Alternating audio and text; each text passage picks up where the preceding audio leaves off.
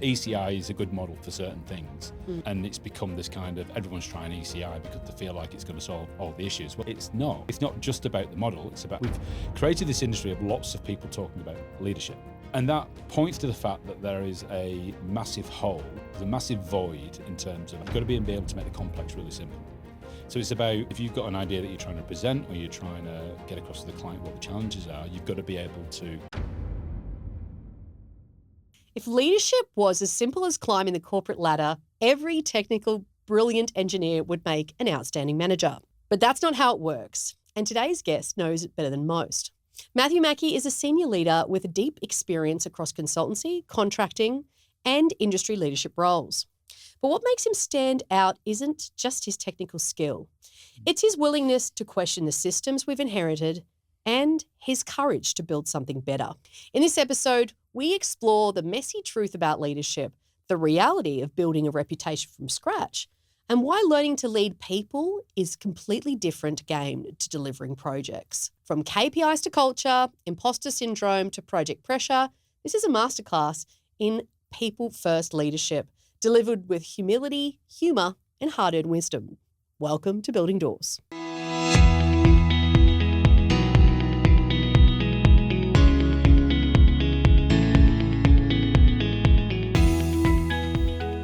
Welcome to the Building Doors podcast. Thank you. That was a very, very, I don't know who you're interviewing, but that introduction certainly didn't sound like me. So it's you. Maybe you should do the introduction at the end, record it at the end, then it would be on the back of what we've actually talked about. Because I'm feeling you may have raised the bar just a little bit too high. I'm feeling like I've set the bar high, and then it's your responsibility to now deliver. We'll have a scorecard at the end, see how we did.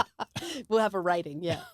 Look, I wanted to start off talking a little bit about where, and I always love to find out where guests' journey started, right? Mm-hmm. Like where that interest in construction, infrastructure, and that sector started for you, or was it just more the degree and skill set that you were looking to get at uni? Kind of none of the above, really. I had absolutely no family influence in terms of moving into the industry. Mm-hmm. I just knew that coming out of school, I was in the UK, so you do A-levels, you don't do year 12 like you do here. Yep. You leave at year 10 and then you do A-levels and then you go to uni. I just wanted to do, at that point, I was thinking I just want to do something vocational. Mm-hmm.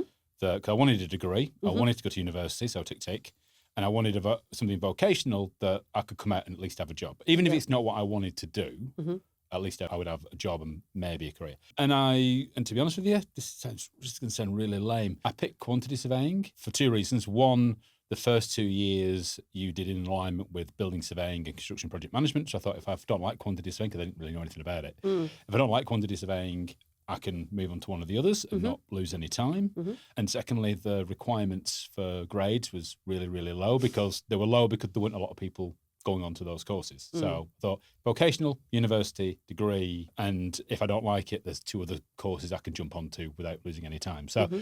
that's where it all kind of started. And it was only when I did a 4-year sandwich degree, and it was only in the third year where you have a year out in industry. So I went working for a contractor for a year, and that kind of opened my eyes to working in construction. And then, as they say, that's kind of like where it kind of, forget the saying now, I was just going to say. But anyway, it's the rest is history. The rest is history. That's the word I was looking for.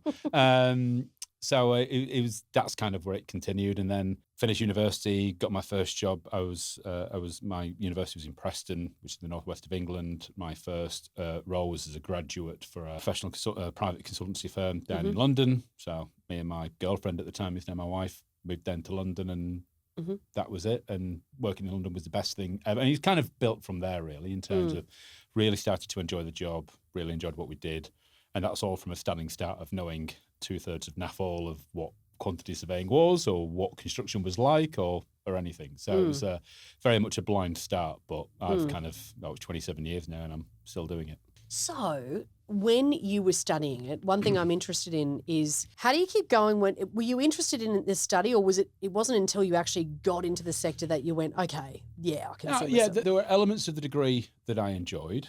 There were lots of elements of the degree which I did not enjoy. And bizarrely, it was only when I went into industry and I started working, so I was on contractors' side, I was contractors QS, I was working with the estimating and the contracting team, and then going out to site. It was only at those moments I was like, oh, That's what they were teaching us. Because what I found with the university was, particularly on my course, was that they give you all the building blocks, but they don't necessarily show you what order those building blocks should be put in place. Right. They don't show you, here's how the process starts and here's where it ends. It's kind of a bit piecemeal. Yeah. So it's only when I started working in industry, I was like, oh, now that makes sense. Yeah. So without having a year in industry, if I'd just done 3 years, I would have come out and probably not known very much. I think it's that year in industry that actually just allowed me to fill in the blanks, as it were, and understand how all these building blocks actually fit together. Well, it's so interesting too, because when graduates come out, like, you know, if they're coming out of engineering or quantity surveying, we often ask them, do you want consultancy? Do you want design? Do you want, and I don't know, some of them don't know because you're they've not had taught, no exposure. you're not taught the differences really between the three. Not until you to graduate. Yeah. And then, so fast forward, you come over to Australia. And of course, in Australia, quantity surveyors are exactly the same, right? No, What did you experience when you came over here? I mean, the industries, there are a lot of similarities between the UK and Australia, and I often do comparisons because I think it's useful. Yeah. I think particularly because of how isolated Australia is, it's very easy for people working in the Australian industry to think, oh, we're Australia, we're different to everywhere else. What happens here doesn't happen elsewhere. Not true. There's a lot of dynamics that are playing out overseas. They're playing out here. The industry broadly works the same kind of way, but there are some significant differences. Like we don't have trade unions for construction in the UK. They died out a long time ago. Because in the UK we have this thing called legislation. Don't know if you've heard of it. That protects workers' rights. You don't necessarily need unions to do the same job. What? I know, right? I'm shocked. But things like there's things like the RIBA, the Royal Institute of British Architects. They have a standard design process, if you like. So everything's split up into different stages, stage A through to whatever it is. Schematic design, detail design, and it sets a template for what each one of those stages are. So if you're an architect and you say stage D, everyone knows what it is. Here, everyone's got a slightly different interpretation what detailed design is, what schematic design is, and it's all project specific and what the client wants. So there's a lot of vagaries about what the design process is here in terms of what level, and the QS role is different again. So from my experience there, and I've been having this debate on LinkedIn recently. Some people are disagreeing with me, but I can only go off what my experience is. So in the UK, the QS is one of the first consultants appointed, sometimes often ahead of the architect, sometimes ahead of, and sometimes at the same time as the project manager, certainly ahead of the engineer. No disrespect to engineers, which is fact. And you're involved in that design process all the way through. You're at every single meeting, and you provide your cost advice and assessments all the way through. Here, you get appointed. Sometimes you can be a sub-consultant to the PM or a sub-consultant to the architect, and you are the QS is very much at the end of a milestone. So we'll come in and the design's been going for 3 or 4 months. We'll come in right at the end and we'll do a cost plan. Report all the bad news, all these consultants who said we can design to a budget. Well, if you've got nobody guiding what that looks like, how are you designing to a budget? We report bad news and we try and do some rapid value engineering, inverted commas, cost cutting to try and get the budget back down to where it needs to be. And whether we're successful or not, it moves on to the next stage. And the further it goes down the track, the closer you get to procurement, you invariably end up with a scenario of, do you know what? We think we're over budget. That's what the QS is telling us. Let's just go to market. The market will provide, contractors will come back at the level that we need it to be. So I think the QS model, and I'm obviously extremely biased, and I have no doubt there'll be people who would argue with this line of thought, but I think the QS role in the UK adds a lot more value, and it is demonstrated to provide more value. But here it's a tough sell because you're trying to convince clients and government, you know what, you should pay more money for your QS services. Yeah. And it's a tough sell. What's the return on that? What's the benefit? Yeah. And I can articulate it, but without hard numbers and data, which is obviously a lot harder, it's a difficult sell. You need somebody to almost take a leap. So what's the counter to it? So what are people saying when you debate about this on LinkedIn and things like that? What's the counter to it? What are people saying when you put that out there? Yeah, I mean, some people have said that their experience is the opposite of that they found the role here to be the same as in the UK. But then I don't challenge people on this because I think it's rude. But when you look at their experience, you've got to go and see what they've been doing. So I've generally 98% of my career has been working consultancy side. So I did PQS consultancy in the UK. I've done PQS consultancy here. Yeah. Some people have worked contracting side in the UK and then they come over here in a PQS role. So, it's broadly the same. Not necessarily. So, and it depends on the role that they were doing. Yeah. Yeah. Another one, and this is, I find this to be certainly a a line of thinking in Australia is that there's this view that, well, builders build this stuff all the time. They can tell us how much it's going to. Why do we need a QS to tell us? Because the builder can tell us. Mm.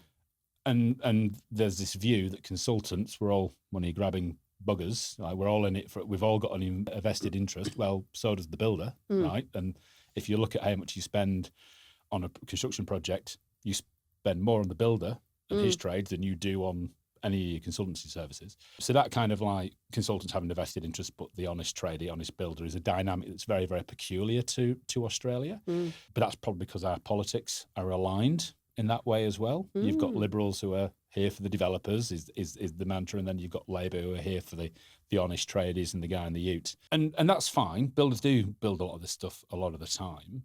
But, well, we do like a market sentiment survey that we send out to about 100 builders nationally. And you ask them on this survey, how much has reinforcement pricing changed over the last 12 months? Yeah. I get responses that range from prices have dropped by 10% to prices have increased by 20%. So if builders know how much stuff costs all the time, why is there that kind of significant range? So there's an element of, how do you know you're necessarily getting the right kind of advice from a builder rather than what you get from what is intended to be an independent view from your QS. So we could talk about that all day. Okay, that's really interesting because, it's interesting that this view around consultants as well, because we don't mind, we could do our own tax, right? But how many of us go to an accountant? We get they're essentially a consultant for us. Yeah. Because they know the numbers, they know that is their niche. They niche in that, they especially in a business, you have a specialised business accountant that knows that structure. So it's kind of. But it's also the history as well. Is that so when you go back to the UK and you look at how the QS has been around for hundreds of years in some kind of version, and then architects in the UK kind of ruled the roost. They were the contract administrators on contracts. They were written into the contract, and then at a point in time, architects said, you know what, we don't want to do the contract administration anymore. We just want to go and design, right? Step forward the QS, right? Yeah. And we took over a lot of that contract admin role. And this was before project management was really a thing. Australia, much younger country in comparison to the UK. Industries are obviously a lot younger in comparison to the UK. And then when there was that kind of change of dynamic, PMs were here already. And PMs stepped forward and took all of that. I mean, like one key example is that in the UK, the QS manages the procurement. We pull the tender documents together, we engage with the market, we get contractors pricing, we lead the whole process. Here, the PM does that. Yeah. And there's benefits and disbenefits to both models, right? But over here, when that dynamic was changing, the QS didn't necessarily step forward as far to take some of this stuff, and the PM did. So there's it's just culturally how it's changed. There's no changing some of it, but we know that the industry is at this moment in time, we've been saying it for a while, is unsustainable. If you look at the amount of insolvencies that are happening in the business, you look at the number of business collapses, the lack of people coming into the industry, just in terms of the grassroots, and the number of people who are coming into, TAFE courses and not finishing, and completions are very, very low.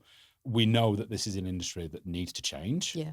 And when I talk about stuff like this, it's not necessarily as a power grab for the QS to do more work and let's get more fees.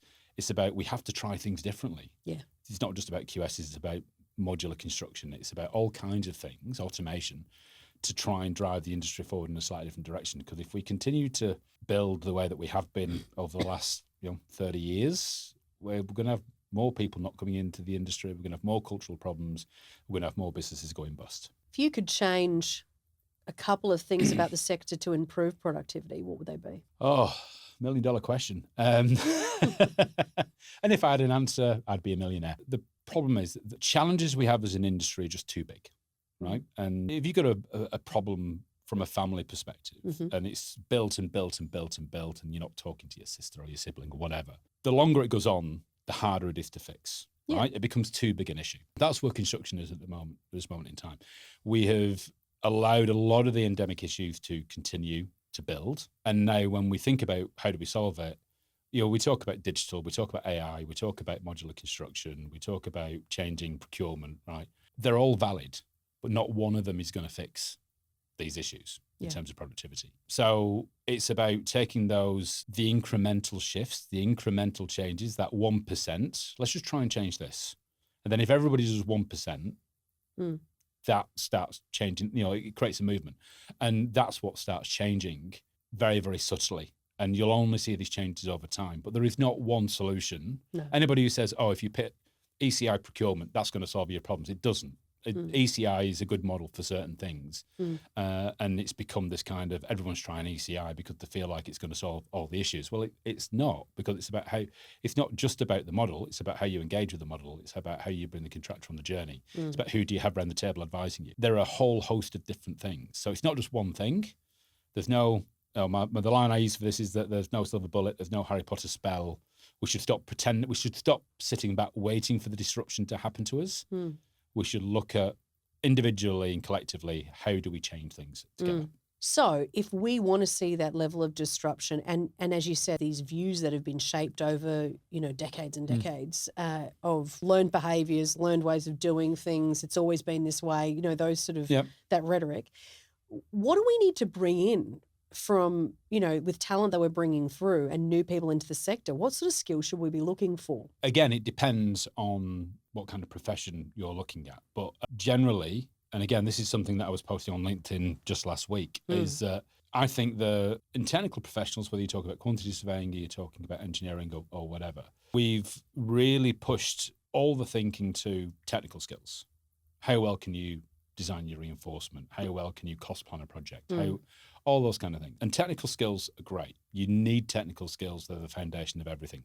What we don't do enough of, and this kind of comes onto the leadership side, is how to present, how to engage, how to, if you've got, construction is complex, right? Particularly from whether it's an engineering, architectural, project management, or a quantity surveying perspective. These are complex problems and complex ideas that we're trying to get across to clients. And not every client is a knowledgeable client, right? Some clients do not understand how construction works. So you've got to be able to make, the line that I use, you've got to be able to make the complex really simple. So it's about, if you've got an idea that you're trying to present or you're trying to get across to the client what the challenges are, you've got to be able to create a narrative and create it's storytelling, right? Yeah. You've got to be able to break it down and sell it to the client in a very, very, very simple way. And that's not just QSing, that's across any of the professions, even from the builder side as well. Because because we're all very good technically, or a lot of us are good technically, we hide behind complexity like it's a shield. Like, you couldn't possibly understand, it's too complex. So and then you try and communicate the complexity, and a lot of people don't get it, don't understand it, because some of it sounds like you're trying to create excuses. So that human to human skills of presenting, of creating a narrative, what message are you trying to get across? If you want the client to understand one thing, what is it? We don't teach that very well. No. Right. And everything I've learned in that has been through just learning it by rote as you kind of move through your career. But that's the secret sauce for me, because particularly in the world of AI, more people can be relying on AI for both good and ill. But that human to human connection, that authenticity is still needs to be there, because you are, at the end of the day, construction's about people. If you can't communicate to a person very, very simply about stuff, then you've got a tough wicket. So for me, it's that you've got to learn the technical skills, but you've got to marry it with what I refer to as the human to human skills. How did you learn that yourself? So as a leader, how did you acquire that knowledge through your career? Trial and error, having some really good mentors along the way. Just sitting in a meeting with one of my old partners and just seeing how he spoke to clients. I'm like, wow, this guy, he was engaging, he was chatty, he knew his stuff. So he would, in the middle of like just talking about the football at the weekend, he would then move into like the project and some of the technical stuff, and it would be seamless. Whereas I've sat in other meetings, I've seen the good, the bad, and the downright ugly. I've seen and when we talk about really good experienced technical people, they are very, very good technically, but can be so bad at presenting ideas. And I've sat in some meetings, and one of my colleagues, or maybe from a competing firm for whatever reason, and they're presenting the cost output and the cost summary to the client, and it's complex, it's difficult to understand, it's lots of jargon, it's flipping from that page to that page, and if you refer to page 31, you'll see the benchmarking. And if we go back to the summary, and it's like, God, it is mind-numbing. And I understand this shit, right? And I get bored, right? So So there's an element of like, if you can't break it down and make it simple, you've got to, you've almost got to have, what's that summary slide? What's the thing you want to get across to the client straight off? And then if he asks questions or she asks questions, then go into the detail. Yeah. Then go into what supports that initial statement. Start with a high level. Some people just go like, right, if you start at the index and we'll take you through on like a 300-page cost plan, it's like, it's mine. This is my profession that I've chosen to work in, and I find quite a bit of what we do mind-numbing at times. But that's because people don't know how to elevate what they do. Yeah. And that's the key. That's why part of the reason why, in terms of me doing stuff like this, being able to speak at events and present ideas, is because I've worked really, really hard to try and understand how some of this stuff should get talked about. And to be honest with you, it's an empty playing field. There's a challenge to all my competitors out in the market. We should all be out there talking about this stuff. But a lot of my competitors and a lot of people in my industry, my profession, are scared of being in front of a camera, being in front of it, and being misquoted and being, we're QSs. We can't caveat the fuck out of what we do. Nobody can. So there's an element of, we've just got to start talking about the challenges as a cohort. It can't just be me. It's got to be a few of us. I think it's interesting as well when you talk about, you mentioned the digital space and AI and things like that, and that need for the people skills. I think EQ, emotional intelligence, the thing that people used to call soft skills, is now going to be a massive competitive edge. Yeah. If you hone your EQ, your influence, your ability to listen to what the client's saying and tailor your presentation to the client and be able to communicate at that deeper level and lean into that intuition and everything that you naturally, people do hold, that you can tap into. But as you discuss, it's a learned skill. It is. And you don't have to go very far on LinkedIn or any kind of social media platform these days for, you'll get some kind of, it's probably more AI generated graphics now than more than anything else. And it's the usual thing of like why people leave companies. And the top one is people don't leave companies, they leave bad managers, right? We've all heard it. We all understand it. We get it. We all believe it. We've all seen examples of it, right? Yeah. Yet it's still out there like it's cutting edge thought leadership.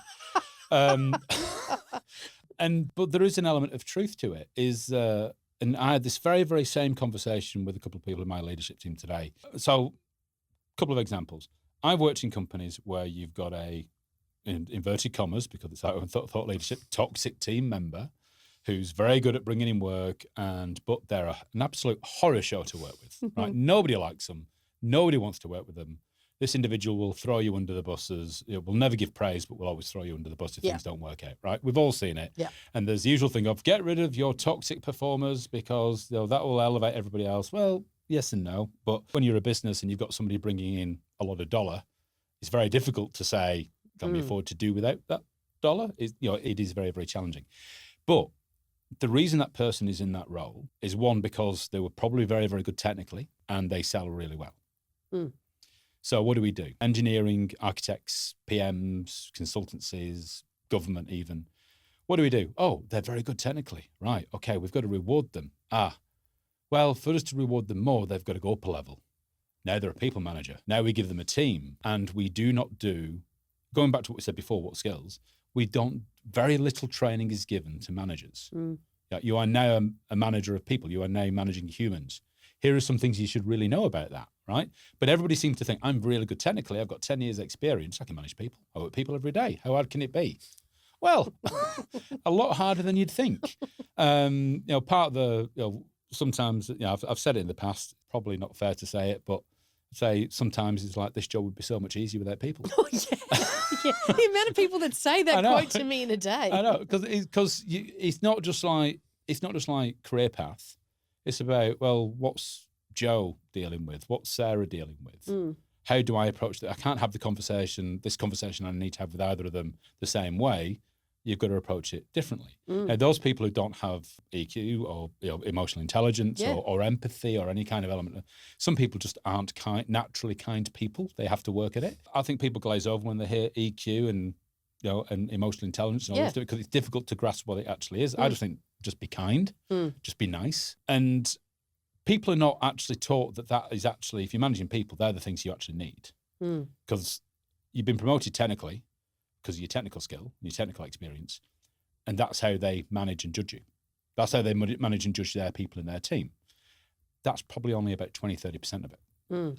And the training and development. And now we've got this. So we understand they're the problems, right? I'm now seeing a slightly different side of the problem, is that because we've built these structures, director at the top and associate directors and principal engineers and all that kind of thing, and you kind of like feather out into trying to avoid the microphone as I'm doing all my gesture. Well, I'm really liking the hand gestures. It's very creative. But you've got your pyramid, yep, right? And you've got junior people at the bottom, and you've got senior people at the top. People see that as that's obviously the hierarchy you've got to work through. And now, if we try and do things differently, let's try and reward people slightly differently. Let's just say you don't have to be a people manager. Well, you can still elevate, you can still move through the ranks, you can still get rewarded, even if you don't manage people individually, because you might be very good technically, and that's what we want to keep you doing. You may be very good at sales. That's what we want to keep you doing. So you start thinking about what other career paths can we create rather than just moving through the same structure. But what we're seeing now is we've got young people coming through and guys in their like late 20s to early 30s who've seen the structure and they've seen their previous mentors kind of move up to director level and manage teams. So their expectation now is, well, I get to this level, where's my team? It's like, well, you don't need a team. Yes, I do. Because that's what they've seen. That's what traditionally what we've always done. Yeah. So there's an expectation now from junior people coming through. You could tell them the idea that, well, you don't have to have a team. We can still reward you in other ways. There's a different path, because it has to be. The difficulty is having that conversation with somebody of, you know what? We don't think you should be a people manager because you suck. Right? You're not a people person. Not that you would have it in those blunt terms, but that's ultimately what it boils down to. And it's a really difficult conversation to have when all these structures have been here for time immemorial in terms of like how long these structures have been in place. So people moving through now think, well, I'm at this level, I need to have a team around me. The other thing I think that, and we've spoken about this in the past, is this is what I'm talking about. The career pathway being linear. It's anything but linear. Yeah. But yet what people believe is, okay, I will come in. Sometimes say they're a QS and they go down the contractor side. Okay, so I'm a QS, then I become a contract administrator, perhaps a senior CA, maybe I become an estimator or that way, a commercial manager, estimating manager, commercial manager. If I'm looking at just from that point of view, or as you spoke of before, I become an associate, I become a director in the consultancy side. I feel like what you've hit the nail on the head there. And one thing we have to look to do is, if we're only celebrating the pathway of leadership as the pathway to promotion in organisations, we're setting up people to fail. Because there's exceptional technical leaders that we really do need, and we need to find ways to quantify their value in their roles and show them and create. I think one of the exciting parts that I think AI may do as well, with taking away some of the more menial administrative tasks, is then going, okay, this technical problem-solving ability is really still powerful. These decades of experience that you've had in your role as a technical professional are really, really valuable. And how do we harness that? And what technical roles can they be where you don't have to lead teams? Yeah. That's okay. And that's the conversation I had with a couple of my senior leaders today. And the question I threw the challenge to them, I said, like, how do we create these alternative career paths that doesn't look like we're just trying to send them around that way rather than go this way? It's a lot harder than you'd think. And I'm sure people out there have created the space and created the structure to have alternative career paths. But it's a lot harder than you'd think, particularly when the expectation is, well, this is what my boss did, and this is what his boss did before him, and this is what her boss did before that. You know what I mean? It's like, again, this is the way it's always been done. And then why, for my career, should it be different? Yeah. That's the key point. And it's got to be a catalyst. Where's the catalyst going to be, or where's the change going to be? If we stay in that fixed mindset around this is how it's been done, then we just continue, rinse and repeat. Yeah. And then rinse and repeat maybe the same mistakes that we've made in the past. We're an industry that's very good at rinse and repeating the same mistakes. Yes. Yeah. Okay. One thing I want to talk about as well is your foray into contracting. I think we should talk about this. You know I was going to bring it up. I want you to talk I did put it on LinkedIn last week. Yeah, you did. So you had to know that I was going to research and find it. I kind of broke cover first. Yeah. You're like, how did you know? So tell me a little bit about, you've had a long career in the consulting side.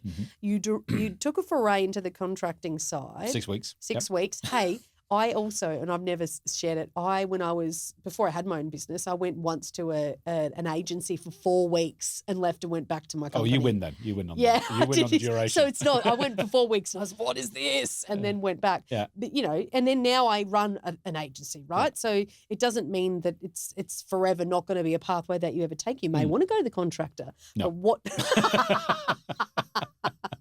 I'm comfortable with that. Knows that he does not. Yeah. What did you learn in that? Because I honestly think you learn so much in those things where you give it a go and you go, oh hell no. Yeah. You've got to own up. I was embarrassed about it for a long time. No. I didn't even put it on because it was only 6 weeks. I didn't even barely started my probation, let alone Mine's not on my profile probation. either. So I didn't put it on my LinkedIn profile at all. The reason I went into contracting, going back to the start of the conversation about what's different between QSing here versus UK, I got very, very frustrated with the QS role here in comparison to what I was used to. Again, not that it's bad, not that there's anything wrong with it. It's just different to what my experience was in the UK. Yeah.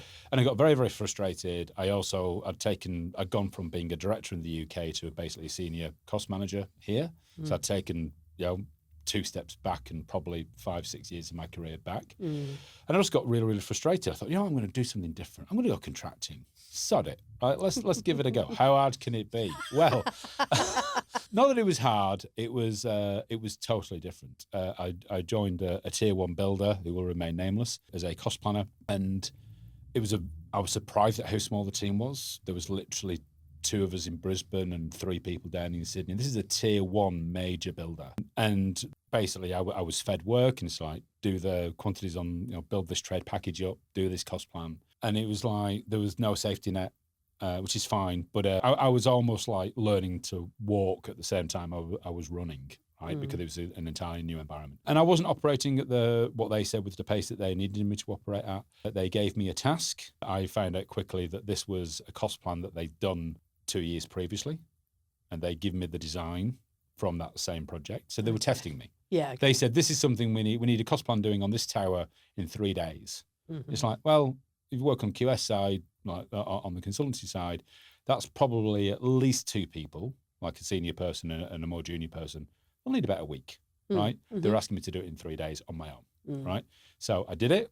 And I sent it forward. It was going to get reviewed by somebody down in Sydney. I didn't hear anything for about a week and a half, 2 weeks. And then the guy I was reporting to was based down in Sydney. Said, "Oh yeah, we've looked at there are problems." Like what? He said, "Oh, you missed some block work in the basement, right? I had 3 days to do this, right?" And I actually personally, I went and checked it. I don't think I did miss block work in the basement, but that's what the feedback was. And it was a couple of things like that. And it seemed in the scheme of this multi-level tower to be relatively minor, right? That's why we have contingencies. That's why you do your reviews. It's like, I wouldn't expect somebody new in a role to get everything 100% right. No. This is why you go through your QA checks. And it was a couple of things like that, and it all seemed a little bit petty. And he said to me, so where do you think we go from here?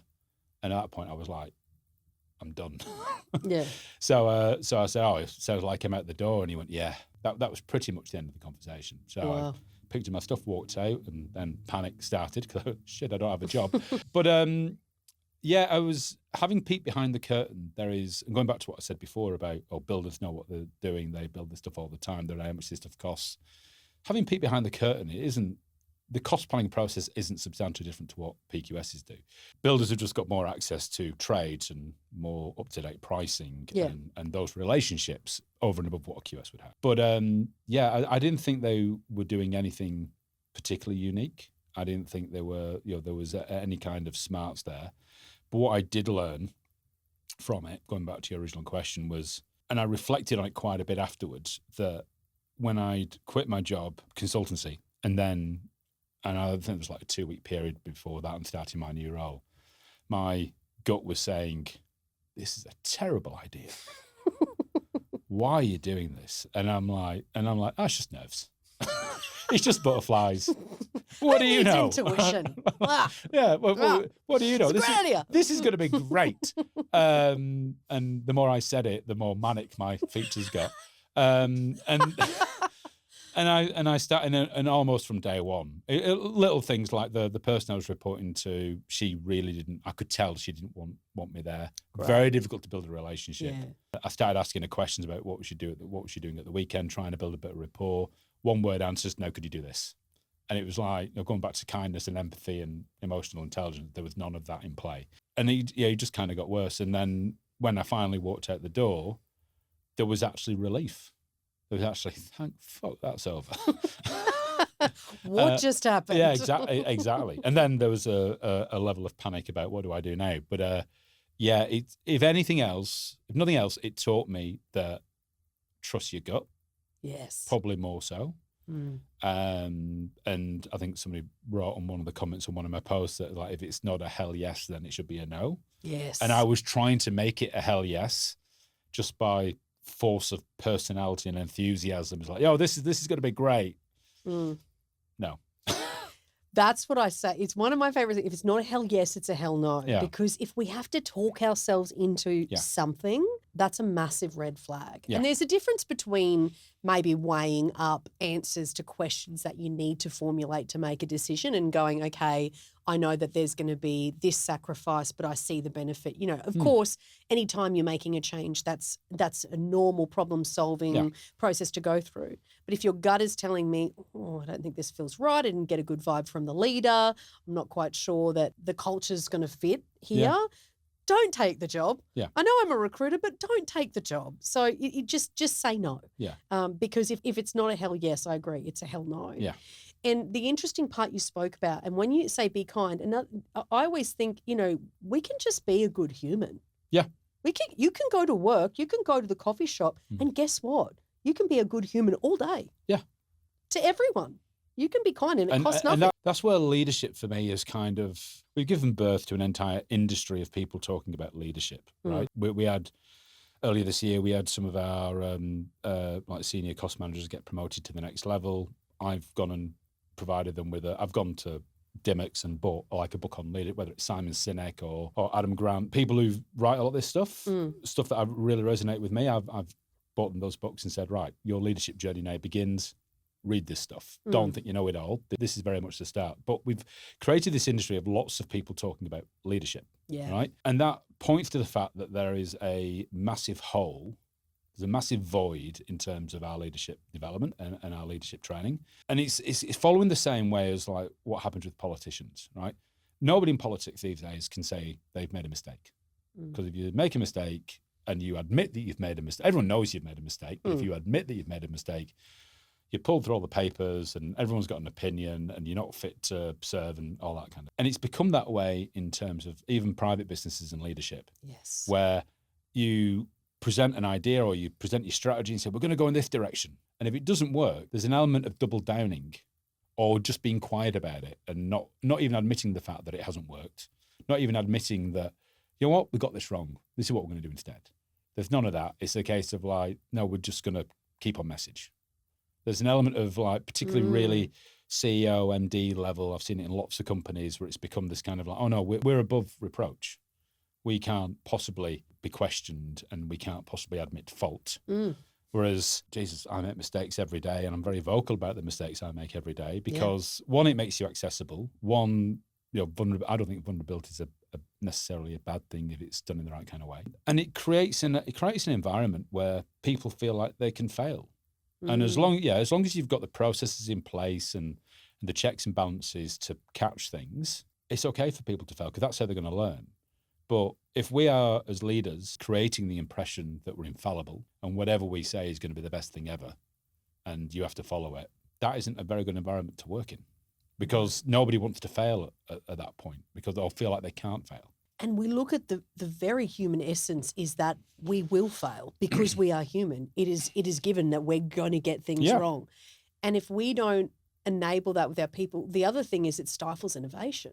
Absolutely. How can you innovate and try something differently if it goes wrong, you're next on the line? Yeah. You're going to have to be held accountable and hauled through the coals. And I see this as well in you look at project directors when a project goes bad. And I think one thing that the construction infrastructure industry could do a lot better is instead of going, who can we blame? Yeah. What can we learn? Well, this is the thing about leadership. It starts off with we're going to do a lessons learned and understand where the failures were and make sure these don't happen again. And then it quickly turns into finger Who pointing. can we blame? Yeah. Who can we blame? Yeah. So a lot of organisations try to create just culture, try to create no blame culture, and it's a tough thing to do. It's hard. Yeah. And it depends. So I'm in a position where I'm building a business and a culture of a team in a much larger business. So that culture and, no blame, speak up, whatever kind of tag you want to put with it, we can do within a certain limit. But when you are answering to a much larger business, there are things that we're just outside of our control. It depends what kind of business you're in and whether you've got complete control or whether you've just got control over part of it. But it's hard. And the thing is that it's all very well putting a sticker on the wall saying no blame culture or speak up, speak out, all that kind of thing. I've done it, but it's never something that's ever achieved. No. It's a work in progress all the time. I've really doubled down on the look, if there's a problem, raise it, right? Even if it turns out that for whatever reason you may not have had all the facts and your thinking was maybe flawed because you didn't have all the facts, we'll get to that. But if you think there's an issue, raise it. And everyone nods in the meetings, goes, yeah, great, yeah. And then they don't raise stuff. And then you hear stuff that's happening in little gossip circles and it's stuff like, guys, we've talked about this. Raise it. You've got to raise it. And I've never slapped anyone down for raising something. So, but the only way you get to do that, and what I found is that it's all very well me saying that as a kind of service lead. I've got to make sure that my leaders and managers are talking the same talk and walking the same walk. Because in the dim and distant past, we've had the wrong leaders in place. And I always thought I would be able to see through it. But you find those people in businesses who are very good at managing, what I call managing up. Oh, yeah. Very good at looking good in front of their boss. Absolute horror show to everybody around them and below them. I always thought I'd be very good at spotting that. So if I've got a director reporting to me, I didn't think I'd be the kind of manager who would be managed by somebody lower to make themselves look good. Turns out I was wrong about that as well. I've had people who sell a very, very good story and sell a very, very good environment. And then when you got below the cracks, usually after that individual has left, you get below the cracks and you actually find out what was going on. It's like, Jesus Christ, none of this is what we talked about. None of this is the culture we're trying to build. But it ended up with that one individual. So it goes back to having the right people. And it can't just be about somebody with a title and somebody with a certain level of experience. It's like, how do we test the skills? And it goes back to that, why people promoted into those positions from a technical perspective, because the technical stuff is measurable. Did you deliver your project on time? Was the client happy? Any plaudits from the client? Did you manage to save money on the project? Did you manage to save money from, did we increase profitability because you delivered, all those things are very, very easy you put the right process in place, you can measure that stuff. Whether somebody's being a nice human, whether somebody's managing the right people is a damn sight harder to measure. It is. And one of the things that I heard, like a leader that I used to work with used to do, which I thought was really clever, he would have 2 up leadership meetings. So he would meet with people, if he was at a GM level, 2 levels down, and all the leaders would have that to stop that layer of managing up to try and see what was going on. It still doesn't solve it though. It's hard because they're not going to speak out against their leader a lot of the time. I find we've been growing this team gradually. When it was like literally 7 or 8 of us, it was easy to have one-on-ones with everybody. Right? You could easily have a call and be really accessible to people all the time. Now that we've grown, it's harder to do that. Right. And there's some people in my team that I don't speak to, like sometimes for weeks, because just because of the demands of the job, they're in a different state. They don't need to speak to me on an engaged basis. But then I found that people who've been there right from the start, who were there when we're only like half a dozen people, sometimes they get a bit upset. So, it's been a while since I spoke to Matt. Could they used to having the one-on-one? Used to having that, yeah. And it's that scale, and it's and the bigger you get, I get the 2 up, 2 down kind of thing. But that's still more meetings. That's still what, you don't want more meetings? Try not to. We've got enough meetings in our lives as it is. But you're right. It's a challenge. But it's about where you can provide the most value. But I'm all for engaging with people, but you can't meet with everybody. all the time. This is where then we go to, and I argue this all the time, when we start to have direct reports of more than 3 or 4, it's unsustainable. Yeah. It's so in organisations, when I talk to people that are like, yeah, I have 8 to 10 direct reports, I was like, how's that going for you? Yeah. Because realistically, that's the hard part that we create sometimes in organisations. And you'll speak to some people a lot more than others. And then if they see that, they're like, well, why are you speaking to Matt more than me? Right. Some of it is circumstantial, some of it is relationship. But then when you're trying to, you're trying to move away from your 8 or 9 or 10 direct reports, and you bring in that next level of management to have more direct reports below, that's when you potentially open the door for the people who manage up. Yeah. And it's how you make sure that they're the right people. Because it depends on the circumstances you're bringing them in for. Are you bringing them into work to grow the business? Are you asking them to manage people? And invariably, it starts off being the same thing, and that's where you end up with the issues. And then the hard part is, so as you develop that pyramid type thing, you may have three direct reports, then you have to become. I've got 7. Oh gosh. Oh. I know, right? Exactly. See, I never said once. How are you here? I never said You don't once. have time. I never Get said back. I was the panacea to any of this. I really didn't.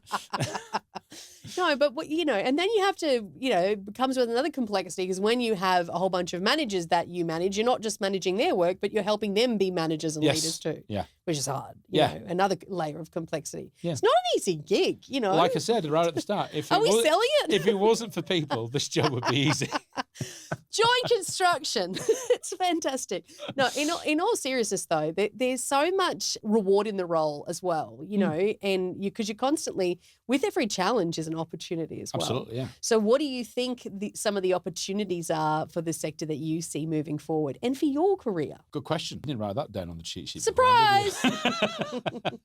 Look, we've talked about a lot of the challenges, right? And we are an industry it's quite down on itself. It's quite negative. Yeah. We like to point out all the problems. We like to point out all the things that go wrong. And I have certainly contributed to that part of the conversation as part of this interview. But it's looking for the wins. It's looking for the solutions. It's trying to do something differently. The reason I get up every morning for this is that I remember coming up from a graduate through early stages of the career, and the number of people my kind of age who would just shit on being a QS, and they would be like, "Oh God, this is a shit job, isn't it?" I'm like, "Really?" So unless you get pigeonholed, you get to work on a variety of different projects. It's like, I think my first job in London was an environmental housing development. I worked on a theatre refurbishment. I worked on one of the Arts Millennium projects in London. I worked on a school, right?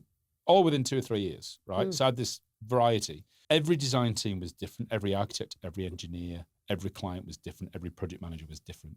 I said, so you get to work with a variety of different people. You get to work on a variety of different projects, different contracts, different challenges. Every single one of those projects had a different set of challenges. So you think, I've done this project, those things happened. I'll know about that for next time. Next project, something else. It's like, shit, where did that come from? So you have all that variety, and we get paid reasonably well for what we do. Like, what's not to like? Yeah. And don't get me wrong, it's a kind of job where you can do lots of long hours and work weekends, and that does great after a while. But it's I've found there's this whole movement at the moment of you shouldn't be working late. You should be able to do everything, like 7.5 hours or 8 hours a day. And it is unfair. But for the people who really want to move their careers forward, they're going to put the extra hours in. For the people who want to move their careers forward, they're going to put their hand up for the little projects that are on the side that aren't working on a new school or working on a new road project. They're going to be like, well, if I get involved in this little task group to try and solve this issue internally, that's going to do well. I'm going to look good for that. And that requires you to work late. It requires you to put some extra hours in. Now, we're not going to say you have to work late to do that, but the people who want to make their careers happen are going to do the extra mile. I have said this, so I say this to people all the time in their careers, and I don't know if it's the answer, but it certainly was for me. I have kids now, right? When I was in my 20s, I worked my ass off. Yeah. I would do it again. I did it again. I got as much experience as I could. I said yes. I was exposed to as many different things. I studied more. I kept learning. I kept growing. so that when I had kids, I had enough knowledge acquired to then shape my life around what was important to me. Yes. So there are different seasons of your life where, and I still say this to my kids all the time, there's no substitute for hard work. You still need to work hard. Yeah. That's just not, and I think as much as we shift and we want balance, and I believe that's important, health and well-being, don't get me wrong, but I agree with you. Like when I was in my 20s, and so did my husband. We both worked, we both traveled, we juggled pretty busy careers so that we could have, the life that we have today with our kids. Yeah. So now I have one other question that I didn't ask that I need to ask. To be honest, I'm not entirely sure I answered your last question. No, I think you did. It was good. Property, you founded a network. You need to tell me about when you came over here and started. So you built a door, right? You built a group, a networking group. Tell me about where that came from and how it's gone. Okay. So I had a bit of a training wheels in the UK. There was a networking group in London called Young Entrepreneurs in Property. The company I was working at the time, the guy in London was the chair of it. I was down in London, I had a chat with him, so what is this networking group? And he said, it's about it's young professionals. It's just basically a networking group, create networks and hopefully you'll help it shape your career, right? I thought, well, that sounds great. So I was based in Manchester and I got some like-minded people around the table, an architect, engineer, a property agent, a couple of others, somebody from the communications business, and said, do you want to do a Young Entrepreneurs in Property Manchester branch? And and there were a couple of other branches popping up at the time, but we started Manchester. And it was literally a case of, let's just broaden our network. Let's meet other people in the industry. Because there are two ways of building a network. One is to, you start your career or start a new business and you will build a network through project delivery. Now, if you are working on a major project, say like a Sydney Metro or a Cross River Rail, you may be on that project for 3 or 4 years and it's the same people, right? And even if you are on smaller projects that are done and you're working on multiple projects, it takes time to build those relationships. And sometimes if you're only seeing people at meetings, you're not really building a relationship. You've still got to invest the time to go and see people, catch up for coffees, all that kind of thing. So it takes time to build a network that way. So when I moved to Australia, I was like, I don't know anybody, don't know anything about the industry, don't have any connections here whatsoever. In the UK, I had a network because of what I'd built up with YEP. I had a network that I was getting opportunities through for projects, and I was giving out opportunities as well. Said that isn't going to happen in Australia because I'm not going to have that that network to call upon. So when I first came here, first thing I did was I looked at the kind of markets and the sectors I was interested in working in, found through LinkedIn who seemed to be vocal or like senior in those, and I'd set up meetings with them and just say like, just want to pick your brains about the Australian industry and what happens. And he asked the question like, what are the industry bodies? And it was like PCA, UDIA, ULI, all the usual. This was well before like Urban Developer. And I was like, so if there was a networking group that kind of did events and we talked about stuff that was happening in the industry and the events are free, no membership fees or anything like that, do you think that would work? And generally the feedback was, yeah, that would go down really, really well. And that kind of started the idea. So it started off as Young Entrepreneurs in Brisbane, young Entrepreneurs in Property Brisbane. And then a few years later, I realised I was no longer young, no longer entrepreneurial, but I was kind of working in property. So that was about the only tick. So we rebranded it to Property Leaders Brisbane. Yeah. And initially it was for very, very selfish reasons. It was about me building my network. Yeah. And also to be seen to be adding some value in the market rather than being another consultant knocking at the door saying, please, sir, do you have any work? Yeah. So that was the initial thing. So Property Leaders now has been going for about 13 years. Wow. It's kind of, don't want to be unfair to my fellow committee members, it's probably stuttered in the last couple of years in the respect of doing large format events where we'd have a speaker or a panel of speakers, and we'd have 100 people attending in the room, and there'd be it'd be sponsored and networking drinks. We found that harder to do since COVID. Yeah. But we do the First Thursday Club, which is first Thursday of every month. We're down at Riverland. We have a sponsor, so there's a good chunk of drinks that are paid for. We have about 70 to 80 people on average turn up for that on a monthly basis. During the pandemic, we started the Shovel podcast. So similar kind of thing to this, but rather than talking about leadership, we're interviewing people from within the industry, contractors, developers, etc., and particularly quite a few guest speakers about the Olympics, that kind of thing. We're on 5 seasons of that now. But yeah, like I said, it started off very, very selfishly about me and me growing my network and me trying to win work and me trying to get opportunities. And I very rarely get opportunities. I'm kind of known for it now, so it's kind of done its thing for me individually. For me now, it's now who can I connect? Who else is coming in and wants to meet that person or that person? So it's doing what it needs to do now, which is more about getting other people for them to build their networks and get introduced to people they need to see. So with all of this in mind, one of the questions we always ask is legacy. So what's the legacy that you want to leave in the industry or in the world for your life's work? That's an interesting one because... Someone said it made them feel like they were dying. Oh, I'm not. Jesus. It's pretty morbid, isn't it? I'm just getting freaking started. What are you talking about? Well, you said you weren't young entrepreneurs anymore, so which... Yeah, I know. But look, I'm 50 next year. Yeah. And I used to view 50 as ancient. 50 is the new 40. 50 is the new 40. Well, 40 was the new 30 at one point. Yeah, it is, because it is. But I honestly feel like, I don't feel like I'm moving into the second half of my career. I feel like I'm getting going. Yeah. Right? Legacy is an interesting one because legacy either points to the fact that you have a huge ego and you want a statue. And don't get me wrong, I want a statue. But also probably don't think about it in those terms. I think if I get to Warren Buffett's age of 95 and I'm still enjoying what I'm doing and I'm only retiring at 95, and I feel like I've contributed to the industry, had the right conversations, and it's not about me making the change, but if I've greased the wheels for change to happen, I don't have to take credit for it. I can just look at that and say, yeah, I think I was involved in that. And more importantly, what I found being a leader, if I feel like if I can create a platform for people to develop their careers and they look back and think, Matt was a great manager. That's all it is. I've probably got 2 people in my industry, in my career, who I'll look back on and say, that was the guy. Yeah, that was they're the ones who made the difference to my career. If I can have that with people in my business now or business I've been in previously or business I'll be in the future, if I can have that and they say, Matt was the guy, that's all it needs to be. I love it. It's great. It's a really good answer to a I question. do want a statue. And a statue. All that and a statue. Last section is the rocket rounds. It's just a bit of fun. Oh, shit. Yeah. No, you don't get prepared for this. Coffee or wine? Oh, during the day, coffee, wine at night. That was a very political answer. Cats or dogs? Dogs. And favourite holiday destination? Ooh, it does change, but Fiji at the moment. Oh, I love Fiji too. Yeah. By the way, who's buying the cats? Because nobody ever says cats on this episode. We've got a cat, and that's why I say dogs. Even the people that have cats don't want them. I mean, honestly, when they say cats have got Asperger's, too right they do. This cat hates me with a passion.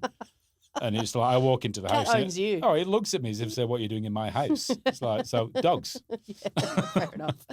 And podcasts that you listen to. Oh, as well as your own. Yeah. So I won't mention the shovel. Product placement. Love it. Shovel badge. I need a shovel to give you because that would have been better. Anyway. That would have been good. The High Performance Podcast. Love that.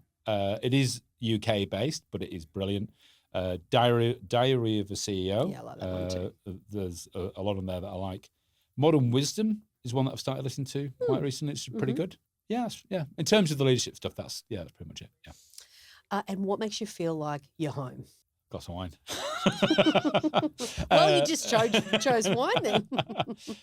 In terms of home, what's home for you? Just look, when we work from home these days. A good couple of days of my week I work from home, so sometimes it feels like you walk out of the office and you're home, but you're still chugging away on work.